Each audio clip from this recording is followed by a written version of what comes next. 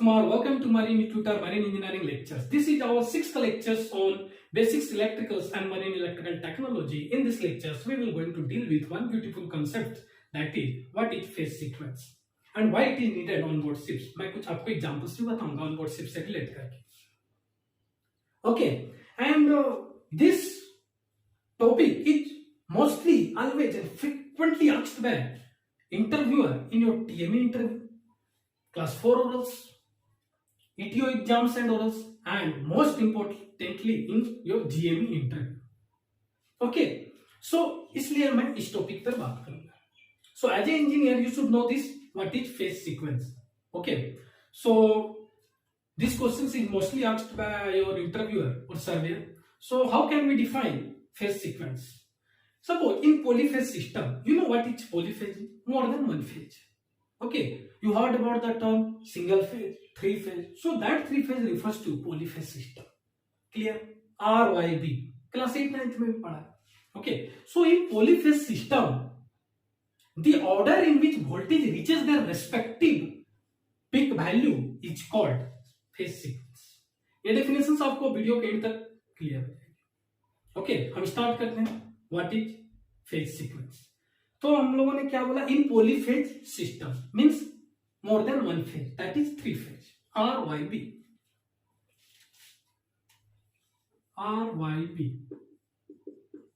polyphase. इन polyphase system, okay, तो ये हमारी क्या होगी? polyphase होगी. अब इससे पहले मैं अगर इसे स्टार कनेक्शंस में आपको शो करा, ऑल्दो मैंने स्टार एंड डेल्टा कनेक्शन नहीं पढ़ा है, बट यहाँ फेज सीक्वेंस को समझने के लिए आपको स्टार कनेक्शंस की डायग्राम समझनी होगी. तो ये मेरी स्टार कनेक्शन है. सपोज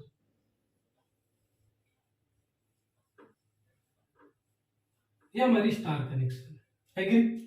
ओके, एंड मैं इसे नाम देता हूं आर. ये आर है, ये हमारी वाई है, and this one is B. Okay, ये हमारी आर वाई बी है. तो अब हमारी फेज सीक्वेंस अगर मैं इसे बोलूं आर वाई बी है, ये हमारी फेज सीक्वेंस है. आर वाई बी हमारी फेज सीक्वेंस, हमारी वाई बी आर भी हो सकती है, हमारी phase sequence B R Y भी हो सकती है. तो ये जो मैंने तीन फेज सीक्वेंस लिखा है, that is R Y B R Y और Y B R. Right? Yes. तो आप लोगों ने एक कॉमन यहां पर एक ऑब्जर्व किया होगा, सबकी डायरेक्शन एक है, clockwise direction. First of all okay, हम बेसिक्स क्लियर करने हैं. R Y B clockwise, Y B R clockwise, B R Y भी क्लॉकवाइज है. एग्री? एग्री? नाउ अगर हमारी फेज सीक्वेंस क्लॉकवाइज है तो हमारी रोटेटिंग मैग्नेटिक फील्ड, अगर हम मोटर की बात करें, ओके, अगर हमारी मोटर में, क्योंकि मोटर में हम क्या करते हैं, थ्री फेज इंडक्शन मोटर में क्या करते हैं, थ्री फेज सप्लाई करते हैं. थ्री फेज सप्लाई किए, सपोज हम लोगों ने आर वाई बी सप्लाई किया है, three phase R Y B. Okay, suppose हमारी क्या कंडीशन होती है, सपोज ये हमारी मोटर है,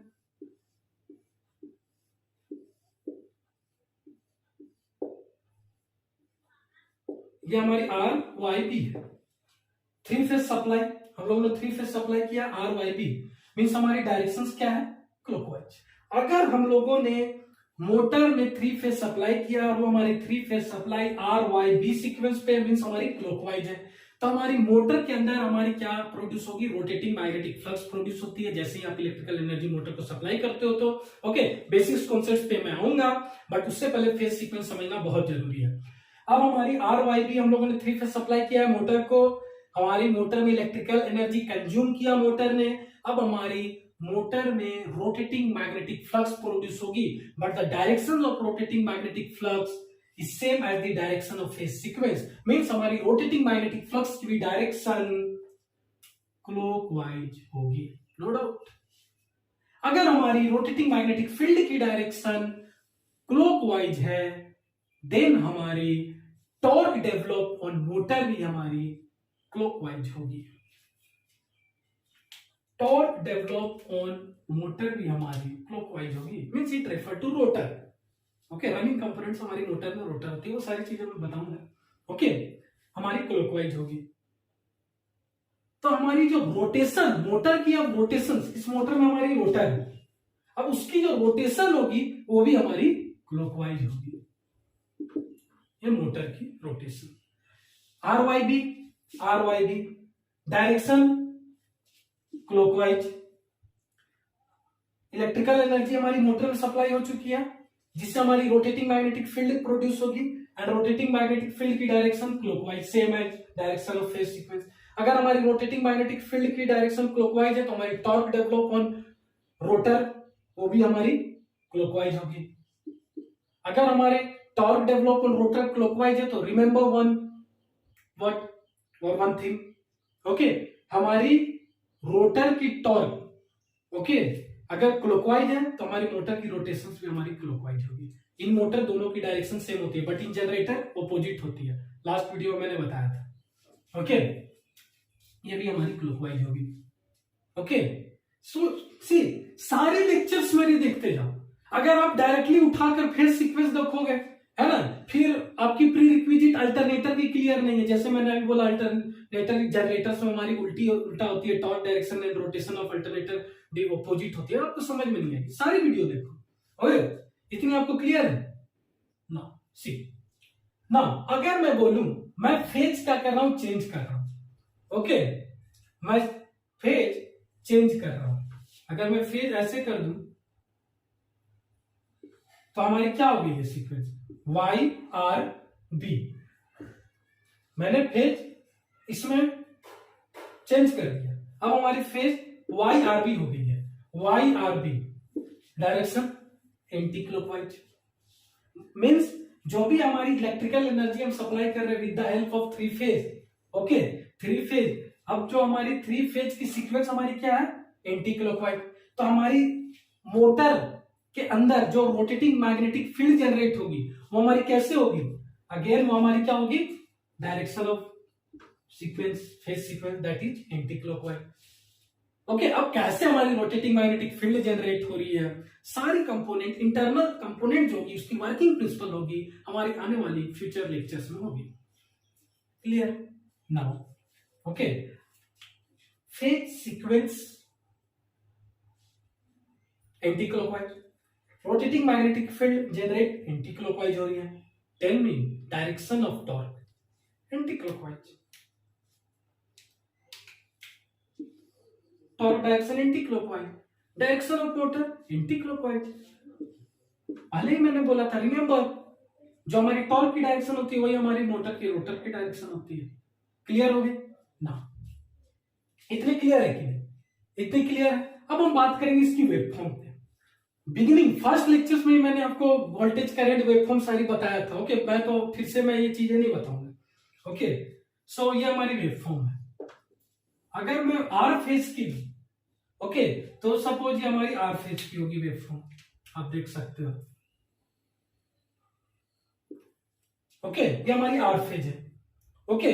सो मैंने स्टार्टिंग में डेफिनेशन क्या बोला था, इन पॉलीफेज सिस्टम, ये हमारी पॉलीफेज सिस्टम है, the order in which, okay, the order in which, order means order 1 2 3, order means r y b is order, y b r is an order, means b r y is also an order, okay। ये हमारी क्या order है, और r b y is also an order, means हमारी clockwise order है या anti clockwise order है with respect to r b y, उसे हम यहाँ ऑर्डर बोलेंगे, okay. So in polyphase system the order in which voltage reaches, अब हमारी वोल्टेज रीचेस मीन्स व्हाट, यहां की एक वोल्टेज होगी, इस फेज की, इस फेज की, इस फेज की, means voltage reaches the respective peak value. अब आर फेज की वोल्टेज कब पीक वैल्यू पर रीच कर रही है, वाई फेज की वोल्टेज कब पीक वैल्यू पर रीच कर रही है, बी फेज की वोल्टेज कब पीक वैल्यू पर रीच कर रही है, पीक रेफर्स टू मैक्सिमम। हमारी एक कभी ना कभी आर फेज की वोल्टेज मैक्सिमम पर आएगी, तो कभी वाई फेज की वोल्टेज मैक्सिमम पर आएगी, तो कभी बी फेज की वोल्टेज मैक्सिमम पे आएगी। एक्चुअली ये हमारी मीनिंग है। तो अब आपको समझ में आ गया, in polyphase system the order in विच,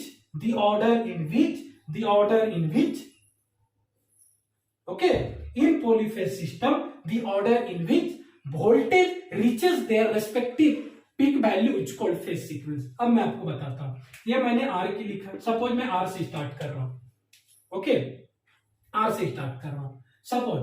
अब मैं आपको बोलूं, मैं आपको एक समझाने के लिए यहां पर रोटेटिंग मैग्नेटिक फील्ड क्रिएट करता हूं।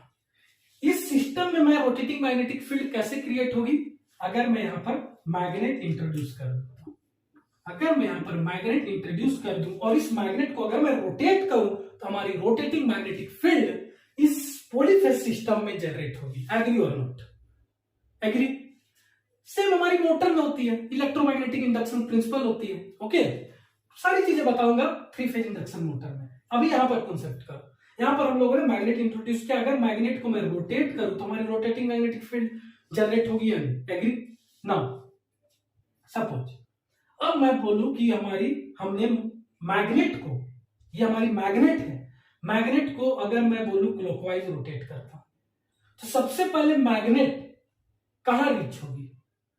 आर फेज पे। सबसे पहले ये आर फेज पे पहुंचेगी। अगर फिर मैं मैग्नेट को फिर रोटेट कर रहा हूं, फिर एक बार हमारी मैग्नेट वाई फेज पर आएगी, फिर मैं इसे कंटिन्यू क्लॉकवाइज रोटेट कर रहा हूं मैग्नेट को, तो एक बार हमारी मैग्नेट बी फेज पर आएगी।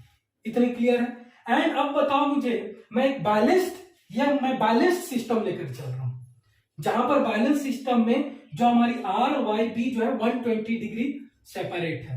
ओके, ये हमारी फेज जो है 120 डिग्री है। अगर मैं बात करूं यहां से यहां तो 120, यहां 120, यहां 120। ओके, आर टू वाई हमारी 120 डिग्री की डिफरेंस है, एंड वाई टू बी हमारी 120 degree, and Y to R हमारी 120 डिग्री है। क्लियर? एग्री? अब मैं मैग्नेट को रोटेट करता हूं। अब मैग्नेट हमारी आर पे रीच करती है। ओके, अगर हमारी मैग्नेट आर पे रीच करेगी means what? At R phase पे जो हमारी वोल्टेज है वो हमारी मैक्सिमम होगी। अगर हमारी मैग्नेट आर फेज पे रीच करती है तो आर फेज की वोल्टेज हमारी पिक वैल्यू पे होगी। तो आप देख सकते हो आर फेज की पॉजिटिव वोल्टेज हमारी पिक वैल्यू पर है। मींस हमारी अभी मैग्नेट ये है, यहां पर अगर हमारी मैग्नेट रीच की है, हमारी मैग्नेट रीच की है। समझ रहे हो कॉन्सेप्ट? समझ रहे हो कॉन्सेप्ट? समझो। ओके, अगर मैं उसे रोटेट करूंगा तो सबसे पहले तो रोटेटिंग मैग्नेटिक फील्ड जनरेट होगी। अब हमारी वाई पर आती है मैग्नेट, अब हमारी ये मैग्नेट हमारी वाई पर आती है। अब हमारी वाई फेज की वोल्टेज होगी हमारी पिक पे रीच करेगी, बट हमारी वाई फेज आर फेज से कितनी डिग्री लैगिंग पर है? 120 degree. Lagging means behind, leading means आप देख सकते हो ये हमारी लैगिंग यहां पर कॉन्सेप्ट लगेगी। ओके, और मैं बोल सकता हूं आर फेज हमारी 120 डिग्री वाई फेज से लीड कर रही है, और मैं बोल सकता हूं वाई फेज जो है हमारी आर फेज से 120 डिग्री लैग कर रही है। बी फेज जो है हमारी 120 डिग्री वाई फेज से लैग कर रही है। आर जो है हमारी बी से 240 डिग्री लीड कर रही है, और बी जो है हमारी आर फेज से 240 डिग्री लैग कर रही है। तो हमारी लीडिंग लैगिंग कॉन्सेप्ट होती है। मैंने आपको इनिशियल में ये सारी चीजें समझा दिया था। इतनी आपको क्लियर है? तो 120 डिग्री हमारी ये क्या कर रही है? लीड लैगिंग कंडीशंस पे। तो हमारी जो वेवफॉर्म स्टार्ट होगी वाई की आफ्टर 120 डिग्री स्टार्ट होगी आर के रिस्पेक्ट में। तो ये हमारी आर थी, ये हमारी आर है। अब इसके रिस्पेक्ट में हमारी 120 डिग्री मैं यहां कंसीडर करूंगा, तो यहां से हमारी वाई फॉर्म की वेवफॉर्म ये हमारी वाई होगी, ये हमारी आर थी और ये हमारी वाई थी।